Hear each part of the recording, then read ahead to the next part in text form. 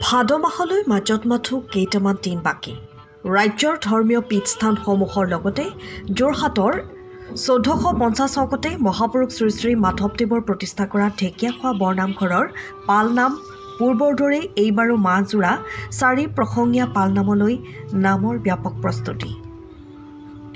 পবিত্ৰ ভাদ মাহত 4 প্ৰসংগীয়া পালনামলৈ সকলো কাৰ্যসূচীৰ লগতে গুৰু দুজনাৰ তিৰুভাৱ তিথি শ্ৰীকৃষ্ণৰ জন্মাষ্টমী 1 ভাদৰ পৰা 1 আহিনলৈ আয়োজন কৰা হৈছে।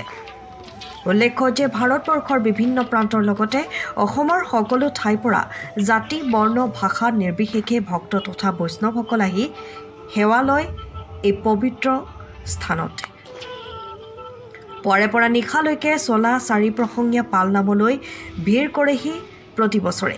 এই বছৰো সাজু হৈছে সমগ্ৰ ঢেকীয়াখোৱা ৰাইজৰ তথা নামঘৰ পৰিচালনা সমিতি 50 লাখতকৈও অধিক ভক্তক আদৰিবলৈ সাজু হৈছে তথা ভক্তৰ সমাগম হ'ব বুলি জানিবলৈ দিছে ঢেকীয়াখোৱা বৰনামঘৰৰ পৰিচালনা সমিতিৰ সভাপতিগৰাকীয়ে।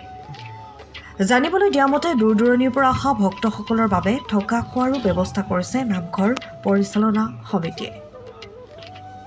যোৰহাটৰ পৰা অনুপম বৰা ৰিপৰ্ট, পোহৰ লাইভ 8। মাধৱদেৱী ঢেকীয়াখোৱা বৰনামঘৰ পূৰ্বৰ দৰে এবাৰো জাতি ধৰ্ম বৰ্ণ ভাষা নিৰ্বিশেষে 4 প্ৰসংগীয়া মাহজোৰা 17 আগষ্টৰ পৰা 17 ছেপ্টেম্বৰলৈ অনুষ্ঠিত হ'ব। এই পালনাম ভাগি পূৰ্বতো আমাৰ অভিলেখ সংখ্যক ভক্ত সমাগম হৈছিল। এইবছৰ আমি ভাবিছোঁ যে কমেও আমাৰ 50 লক্ষাধিক ভকত সমাগম হ'ব। সেয়ে আমি নামঘৰৰ সংলগ্ন ঘৰসমূহ ৰাস্তা পদূলিকে আদি কৰি খোৱা পানী বিদ্যুৎ গাড়ী ৰখা পথাৰ সকলো আমি প্ৰস্তুত কৰি তোলা হৈছে। সেয়ে যাতে ভক্তসকলে আহি পেলাই ইয়াত কোনো কাৰণতে অসুবিধাৰ সন্মুখীন নহয়।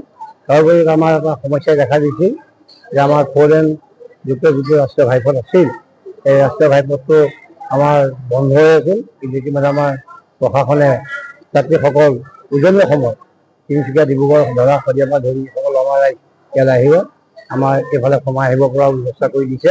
তাৰ কাৰণে আমি সকলোকে ধন্যবাদ জনাইছোঁ।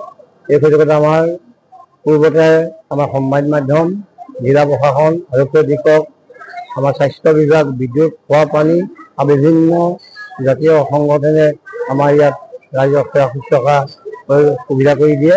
এইবাৰ নিশ্চয় কৰি দিব।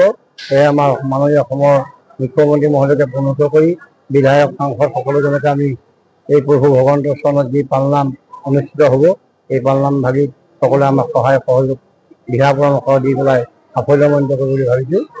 আমাৰ এই 4 প্ৰসংগীয়া পালনাম এমাহজোৰা হ'ব।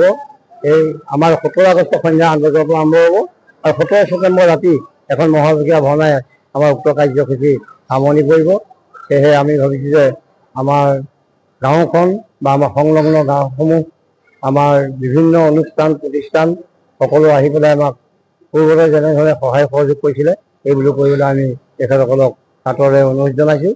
আৰু এই সুযোগতে আমাৰ সংবাদ মাধ্যমৰ যোগেদি আপোনালোকৰ যোগেদি আমি সকলোজনকে এই পালনামলৈ নিমন্ত্ৰণ জনাইছোঁ। আমাৰ যিটো আমাৰ সন্মুখৰ বাটচ'ৰা পৰা প্ৰায় অকণমান আগলৈ খুলি দিছে, যাত্ৰীসকলৰ কোনো অসুবিধা নহয় বুলি তেনেকৈ আহিব পাৰিব। এতিয়া 50 লক্ষাধিক ভকত হ'ব বুলি আমি ভাবিছোঁ। সেয়েহে আমি এই অনুষ্ঠান জাতি ধৰ্ম বৰ্ণ ভাষা নিৰ্বিশেষে সেয়ে সকলো ইয়ালৈ আহে। 50 লক্ষাধিক ভকত হ'ব আৰু 50 লক্ষাধিক ভকতক আনিবলৈ আমি সম্পূৰ্ণ প্ৰস্তুত। ৰাস্তা পদূলি খোৱা পানী বিদ্যুৎ এইখিনি আমাক সুবিধা কৰি দিয়ে। আৰু যিটো আমাৰ সুৰক্ষাৰ ক্ষেত্ৰত আমাৰ জিলা আৰক্ষী অধীক্ষক মহোদয়ে মুখ্য ভূমিকা লৈ পেলাই আমাক তিয়ক আৰু ৰাজনগৰ যিখন আমাৰ থানা আছে এই দুখনে আমাক মুখ্য ভূমিকা গ্ৰহণ কৰি তাৰোপৰি আমাৰ যোৰহাট, মৰিয়নি বা আমাৰ বিভিন্ন এই আমাৰ যোৰহাট জিলাৰ ভিতৰত যিমানবিলাক থানা আছে সকলো থানাই ৰিজাৰ্ভৰো আহে, আহি পেলাই আমাক ট্ৰেফিক ব্ৰাঞ্চৰো আহে, আহি পেলাই আমাক সহায় সহযোগ আগবঢ়াই দিয়ে। দূৰণিৰ পৰা অহা ভক্তসকলে থকাৰ ব্যৱস্থা কৰিছে। আচলতে দূৰণিৰ পৰা অহা ভক্তসকল থকাৰ ইয়াত ব্যৱস্থা আছে আৰু খোৱাৰো আমাৰ ব্যৱস্থা হ'ব ভাদ মাহত। আৰু পৰ্যায়ক্ৰমে আমি এমুঠি সকলোকে নিৰ্মালি দিয়াৰ ব্যৱস্থা কৰা হয়। মাহ প্ৰসাদৰ পুৱা আমি 7 বজাৰ পৰা মাহ প্ৰসাদ দি থকা হয়। ৰাতি আমি প্ৰায় 12টামান বজালৈকে দিয়া হয়। আৰু ৰাইজসকলৰ প্ৰতি অনুৰোধ, এই অনুষ্ঠান ঢেকীয়াখোৱাত অৱস্থিত যদিও কিন্তু সকলোৱে অনুষ্ঠান আমাৰ অসম তথা ভাৰতৰ বাহিৰৰ ৰাইজৰ ইয়াত আগমন হয়। সকলোৱে অনুষ্ঠান ইয়ালৈ আহি পেলাই আমাক সহজ দিহা পৰামৰ্শ দি পেলাই আমাক সাফল্যমণ্ডিত কৰিবলৈ আমি অনুৰোধ কৰিছোঁ। দূৰৰ পৰা অহা ভকতসকল আমাৰ থাকিব পৰা তেনেকুৱা পৰ্যাপ্ত পৰিমাণৰ ঘৰ আছে, তথাপিতো আমাৰ খোৱা লোৱাৰ ব্যৱস্থাটো আছেই আৰু অসুবিধা আজিলৈকে পোৱা নাই, ভাবিছে ভৱিষ্যতেও নাপাব বুলি ভাবিছোঁ। এই বছৰ পালনামৰ কাৰণে ভাবিছোঁ আমাৰ এটা ডাঙৰ ৰংগমঞ্চ আছে। অসমৰ প্ৰাক্তন মুখ্যমন্ত্ৰী ডক্টৰ সৰ্বানন্দ সোণোৱালদেৱে আমাৰ 100 লাখ টকা 1 কোটি টকাৰ অনুদানে আমাৰ এই ৰংগমঞ্চটো নিৰ্মাণ কৰা হৈছে। পৰৱৰ্তী সময়ত পৰৱৰ্তী মুখ্যমন্ত্ৰী হিমন্ত বিশ্ব শৰ্মাদেৱেও 1 কোটি টকা আমাৰ অনুদান দি পেলাই আমাৰ এই ৰংগমঞ্চটো সম্পূৰ্ণ হোৱাত সহায় কৰিছে।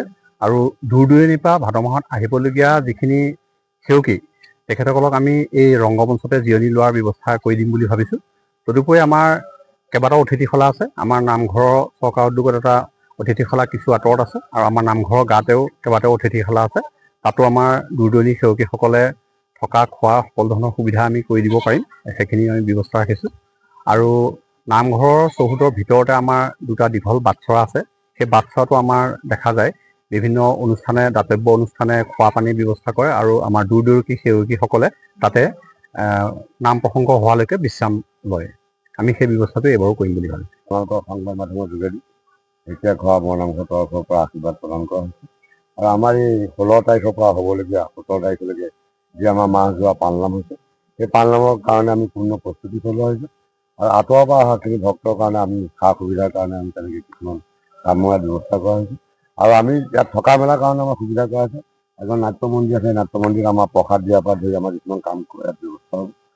আমি এই জাতি ধৰ্ম নিৰ্বিশেষে এই মহান পালনামৰ ভাবিলৈ আমাৰ সকলোৱে সহায় সহযোগ বিচাৰিছোঁ আৰু সকলোকে আমি আপোনালোকৰ মাধ্যমৰ যোগেদি আমি নিমন্ত্ৰণ জনাইছোঁ আৰু আমাৰ এই কামভাগিত সকলোৱে হাতে পাতে লাগি পেলাই সহায় সহযোগ কৰি দিহা পৰামৰ্শ দি পেলাই কামভাগি সাফল্যমণ্ডিত কৰিব বুলি আমাৰ কমিটিৰ তৰফৰ পৰা আমি আশা কৰিছোঁ।